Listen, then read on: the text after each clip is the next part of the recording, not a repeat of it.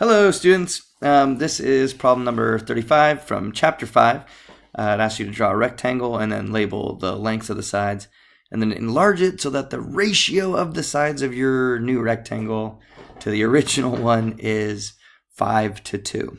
And then what are the new dimensions? Wow. So it's a loaded question. Let's just take it piece by piece and let's just draw a rectangle. So I'm going to choose to make mine manageable, like maybe like a 4 by 6. That sounds good. 1, 2, 3, 4, 5, 6. So this is my original rectangle. Oh, what happened there? Let's see. Uh-oh. All right, so it's a 4 by 6. That's close enough. You guys will. My OCD is getting the best of me. Okay, so original rectangle is a 4 by 6. It says we want to enlarge it. And we want it to have a ratio of 5:2 in the end, where this is the smaller one. So this is the original. This is the original shape, and this is the new shape. I know that because we're enlarging the shape, meaning the smaller number in the ratio must be talking about our original rectangle, and the larger one must be talking about our new rectangle. So we can do it this way. We can say that, okay, for every group of 2, there's going to be a group of 5. There's going to be a group of 5 in our new rectangle.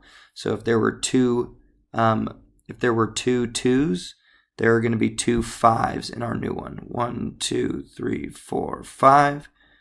1, 2, 3, 4, 5. Here are our groups of 5.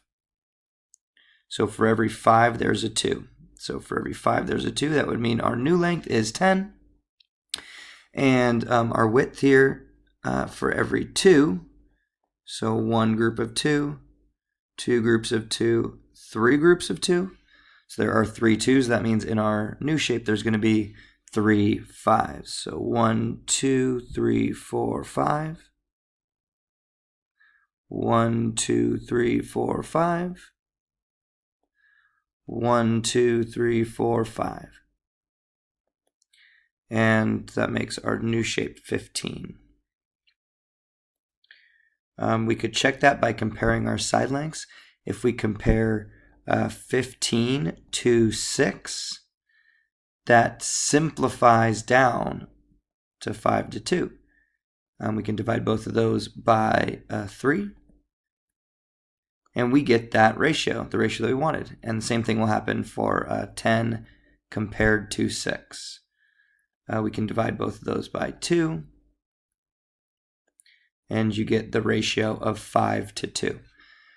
There is also another way, you might like this more, is that this is the ratio that we want in the end, so we can use that as a multiplier. And if you take the side length of 6 and multiply it by 5/2, take a look at what you get. 6/1, and 6 times 5 is 30. And 1 times 2 is 2, and 30 halves is 15, which we already had. Whoa, amazing, cool. And the same thing works with 4. If we take 4 and just multiply it by our ratio, we can get the new side length that we want. 4 times 5 is 20, 1 times 2 is 2, and 20/2 is 20 halves is 10, which we already had before. So 2 ways to do it. Hope you liked the video. Take care.